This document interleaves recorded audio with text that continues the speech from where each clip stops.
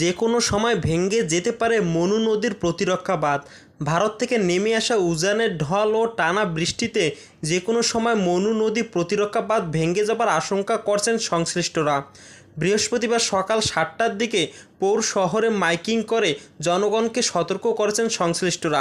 সতর্কবার্তায় বলা হয়েছে যে কোনো সময় ভাঙতে পারে শহর প্রতিরক্ষা বাঁধ, তাই শহরের দোকানগুলোর পণ্য সামগ্রী নিরাপদ স্থানে নিতে বলা হচ্ছে।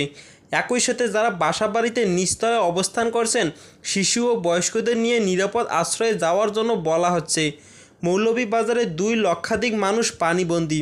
মৌলভীবাজারের বিপদসীমার উপরে 3 নদ নদীর পানি ধীরে ধীরে প্রবেশ করায় প্রতিরক্ষা বাঁধ সংলগ্ন এম সাইফুর রহমান রোডটি বন্ধ করে দিয়েছে। রোডের পাশে প্রতিরক্ষা বাঁধে বালুর বস্তা দিচ্ছে রেড ক্রিসেন্ট স্বেচ্ছাসেবক ও দোকান মালিক, শ্রমিক এবং সাধারণ জনতা।